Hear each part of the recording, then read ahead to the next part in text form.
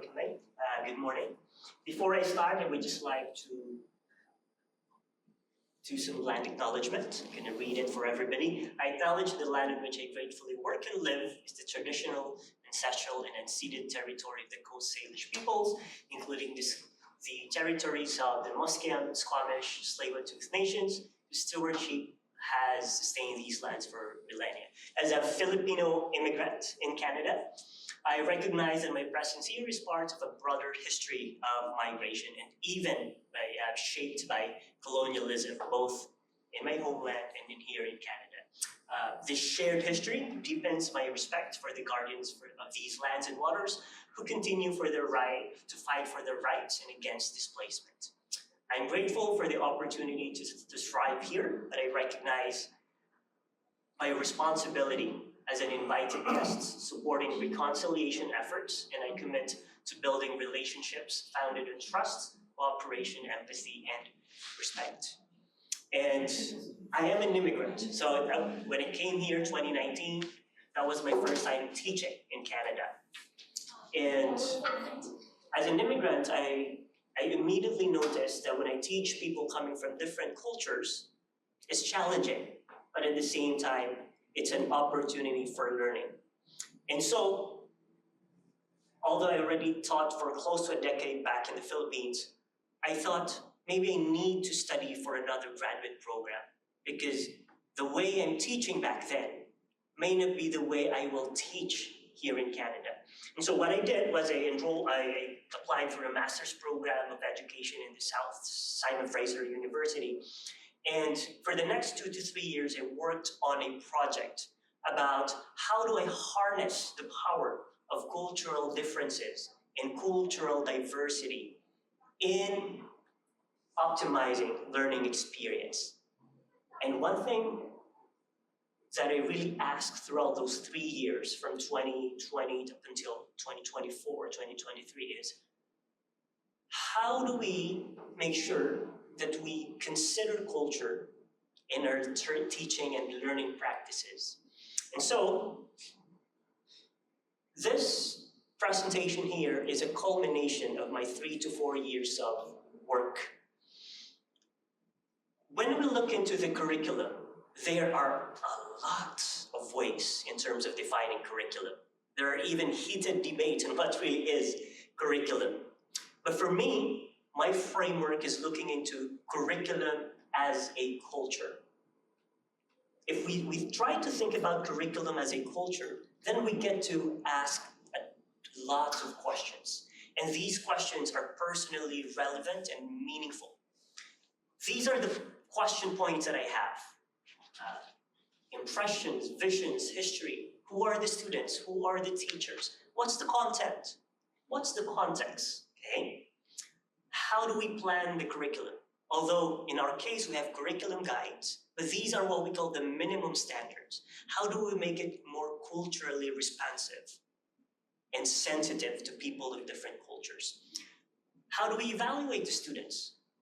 What are the dilemmas of practice? What's the critique in terms of that curriculum? So these are some points of reflection. And so this framework is from Joseph. She started working on it from 2005 up until now. And these are some of the questions I ask in terms of reflecting on how I teach. Because whether we like it or not, the way the curriculum guides are, not all, but the way they're structured are more Eurocentric and more Western in perspective. Where's the Asian perspective? Where's the South American perspective? Where's the Middle Eastern perspective? Somehow it lacks those.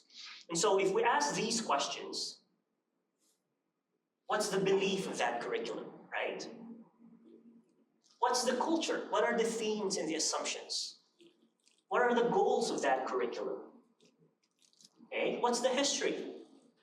I mean, it's Western perspective, so the history relies on those Western scholarship. Who are the students? We're teaching international students, and international students that we all know. In BC, for example, it accounts for more than 30% of the higher education students. Who are the teachers? Are the teachers also coming from a dominant Western perspective, or do we have teachers coming from different cultures as well? What's the content? Do we include, for example, in my case, do we include indigenous Asian psychology in the way I teach? Or in a psychology, for example, from a Middle Eastern perspective? Or a South American perspective? When I looked in the curriculum guide, none of those are being taught. How do we plan the curriculum? Do we have a voice in terms of the curriculum? How do we evaluate our students? Okay. In our class, do we ask them to only speak English when in fact their students or their classmates also speak different languages? Does that help? Okay, those are the questions. What are the challenges and how do we critique this kind of curriculum? I'm in the field of social psychology, so I ask these reflection questions based on the context of teaching social psychology. And so this is what I found. Based on the literature and based on my reflection of the social psychology curriculum guide, the beliefs, the impressions, the history, and the students, it is more constructivist. That is the way the perceptions of psychology as a field is perceived socially. And because it's perceived socially, it may be different from one perspective to another. However, the disconnect is this. The teachers, the curriculum guide, the evaluation, the way the curriculum was developed and planned is more canonical. So it means more hierarchical. It's more from the top to bottom. Hey, here's the curriculum guide. Use it for all your students.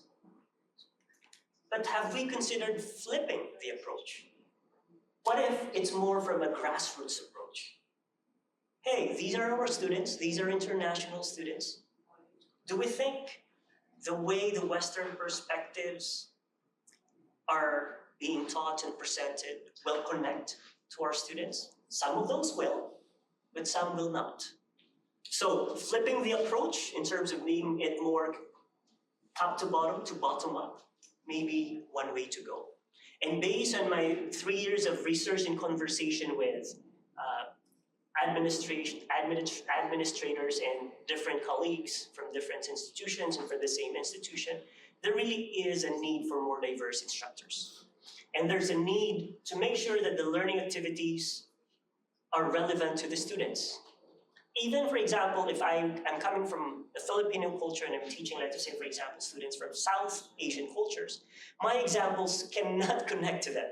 So I'd rather ask examples from them, just so I can connect. And so in my case, I'm lucky enough because I have a commendable organizational support. In the past 3 to 4 years, I told them that this is what I'm working. I wanted to ask about what you think about it. How do you want to support me?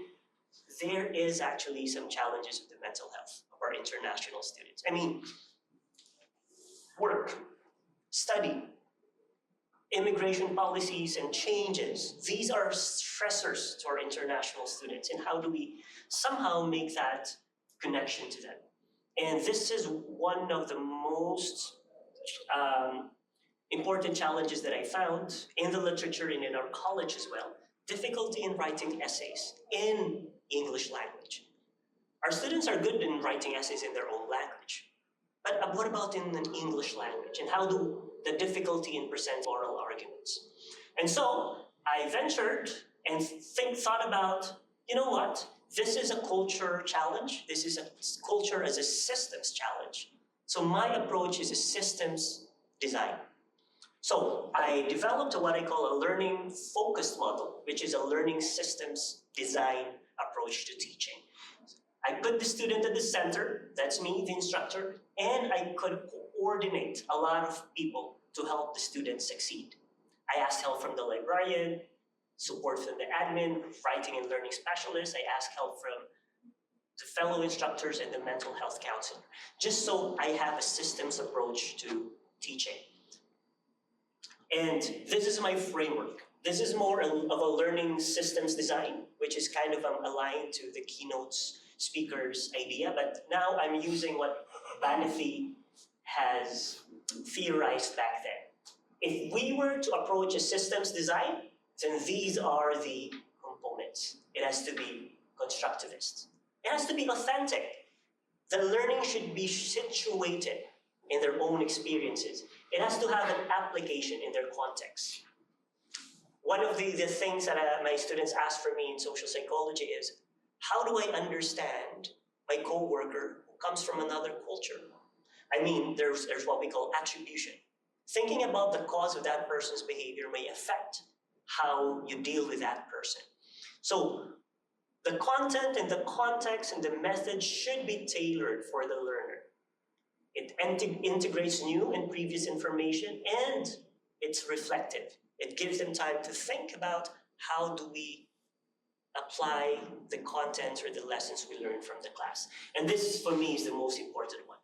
This is not part of Banathy's learning systems model, but this is by Guo, who's from the University of Calgary.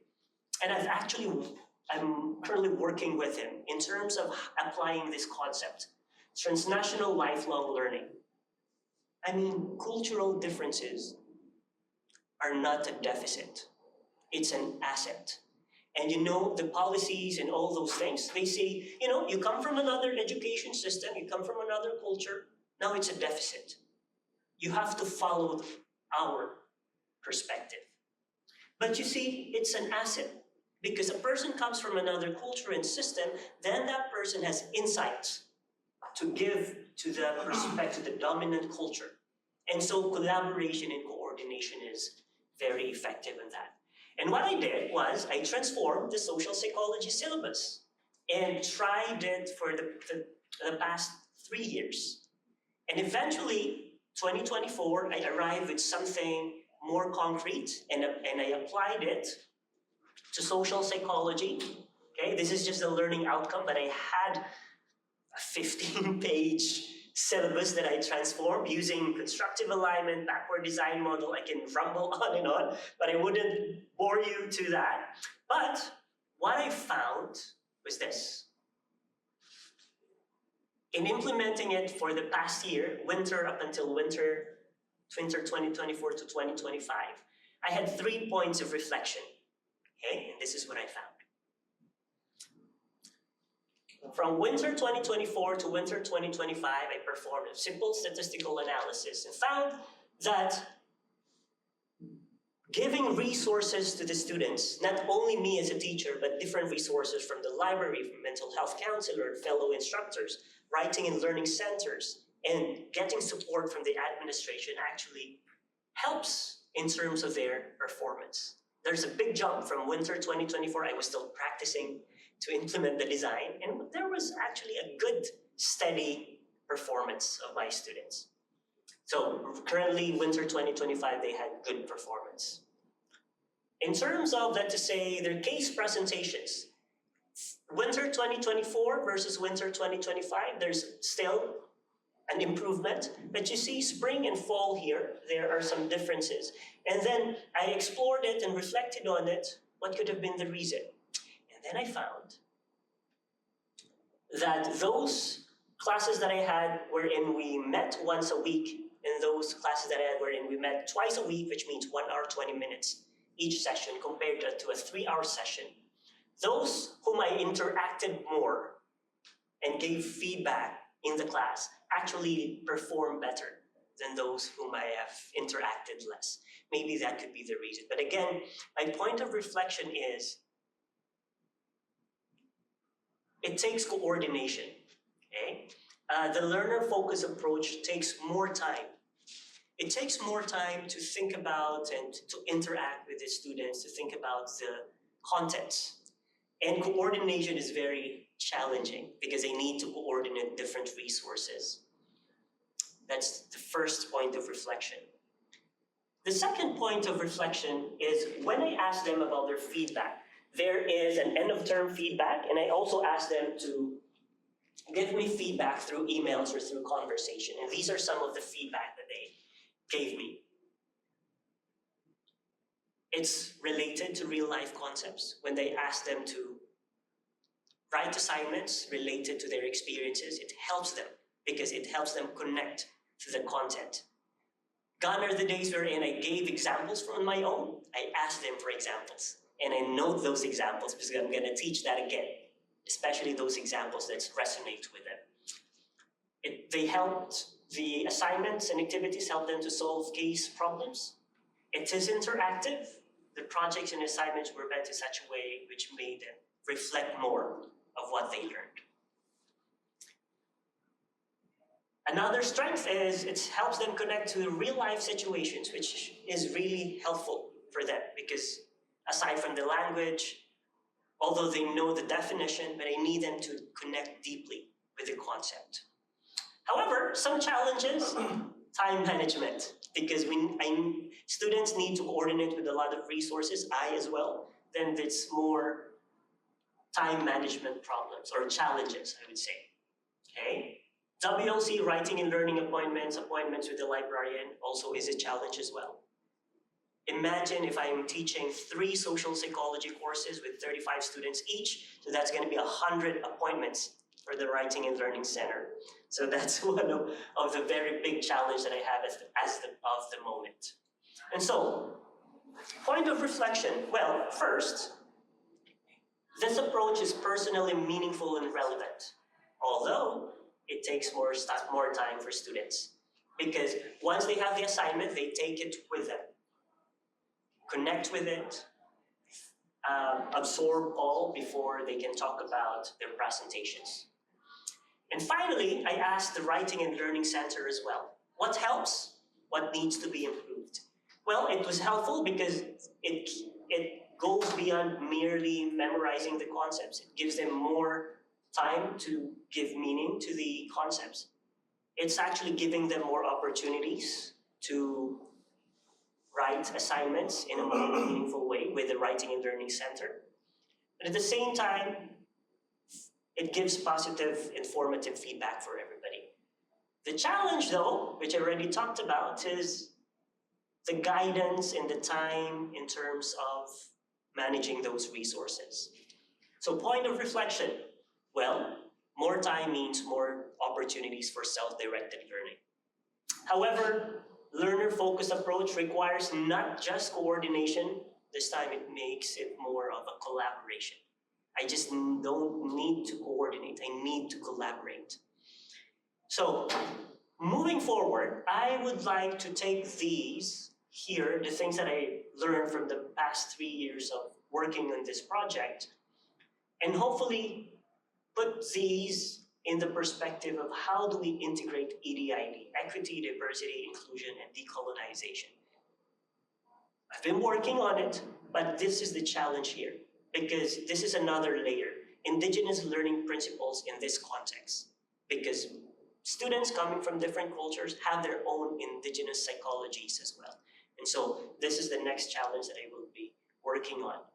I'm on the initial stages, but hopefully I'll figure it out for the next couple of years. But so far, this is the culmination of my 3 years of work.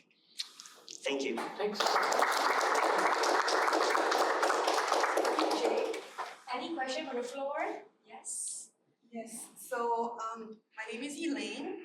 I'm from Corpus Christi College, and I'm working for the other stakeholder mentioned in your presentation from the Writing and Learning Center side and also the mental health side. So I'm really interested in how exactly the collaboration works, because we've had a lot of challenges when we want to collaborate with faculty members. That's a really good question. Specifically, just to share a little bit of my experience, what we usually see is that either some instructors will put a recommendation, like they recommend the students to reach out to us, either in their syllabus or on their Canvas page, but then students don't want to pay extra effort, extra time to book this appointment, to come to see us, and they don't know what they don't know, they don't think they need it. Some other times, some instructors will refer these students to us because they think these students are falling behind, and it's kind of like they're not catching up, so let someone else deal with that so that I can focus on the rest of the class. So yeah, I'm just wondering how you collaborate with... Two things. Yeah. I'm so into this work, I did a part-time shift with the Writing and Learning Center. That's the first point. If I were to collaborate with the Writing and Learning Center, I have to work with them. So what I did aside from teaching, I'm also a writing and learning specialists. Aside from helping my students, I also help other students. And so I work closely with the Writing and Learning Center. If there is an opportunity for the instructor to at least coordinate or collaborate with, just for a start, one writing and learning specialist, it will make a difference, actually. Second, although in my slide and in the feedback from the Writing and Learning Center, they use the word forcing the students to book an appointment. But it, for me, is encouraging the students to book an appointment because I gave them the statistics. You know, if you ask help from WLC, these will drastically improve your mark for the presentation and for the term paper and for the final exam. And we'll tell them, before we start your presentation preparation, I'll give you 10 minutes, book an appointment with the Writing and Learning Center. And so with the first 10 minutes of our class, they book an appointment with the Writing and Learning Center. And I asked them to send me a screenshot of your appointment, just to make sure, to have an evidence that they really booked an appointment. Because of that, I'm gonna be following it up because I work closely with WLC. WLC would say, oh, this person is doing well. This is his or her second appointment, and the draft is very good. So the coordination part, Elaine, is really important, although it takes time. Thank you. Thank I have you. a question. Please go ahead. Go ahead. I just wanted to follow up on what you were saying, is that for instructors that teach many courses, how do you incentivize them to work closely with the WLC? They not only teach at your institution, but they teach at other institutions. And it's a matter of, well, I don't really have time to, Right. you are dedicated, you are into what you're doing. Not everyone is as into it as you are. I So agree. how do you incentivize them to actually work? Because you are from the WLC side, you can't force the instructor to come work. Exactly. And also the students as well. I see what you're doing, which is working. Like, how do you incentivize them as well to also book an appointment with the WLC? Oh, thank you. Is it like giving them participation hours or something like that, parking attendance or whatever to help them? I just thought I would mention that. Oh, thank you. Thank you so much for that question. And yeah, Please go ahead. Please. Yeah. well, this is not coming from my recommendation, but the WLC recommendation is, instead of me asking my students to book an appointment, and if I'm overwhelmed with a number of courses, WLC said to me, you know what, we will create, or we will book a session with you in the class, because that's more efficient for you and for the students. And I hope that works. I will be trying that this spring term, wherein 2 WLC specialists will be in my class, and they will prepare for their presentations, and those WLC will serve as my co-teachers, telling them, you know, this is the wrong way of citing it, this is the wrong way of conceptualizing it. Let's try to think about how you'll improve your work. Yes, that's what we're thinking about so far, actually. Thank you so much for the wonderful presentation. You know, putting culture at core whenever you're designing or redesigning the systems, and I think it's very important. Going back to your presentation, there was a slide where you put students at the center and the other interconnected departments around them. I just want to know where you put career services there. So that is an important component in students' journey, I would say, preparing them for the employment opportunities post-graduation. But I've seen, I work in the career services, so what I've seen is the students will not ask for help until and unless they see that it's required, right?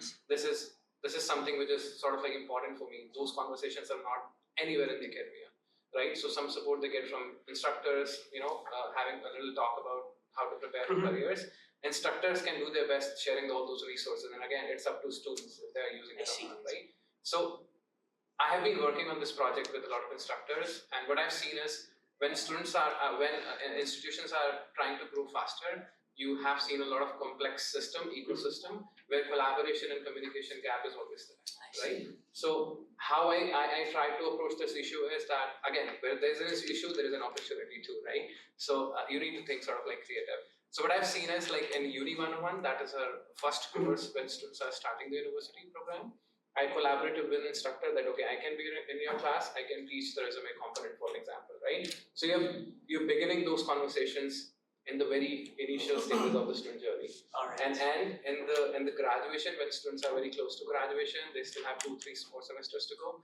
I am planning roundtable conversations within the classroom setting, because I came to know faculty members that are saying that they have maybe 2 or 3 assignments due every week, and they don't really have time to see you, right? So those career services gap is always there. So I just did roundtable conversations, sitting with students, having those talks, learning peer-to-peer sort of like groups, and then I've seen a good conversion results. Students are reaching out and booking an appointment. Thank you. So yeah, Thank I think you, that Ashley. collaboration is I will actually consider that. Thank you, career services. yeah, thanks. That's helpful. Thank you, everybody. Thanks so much.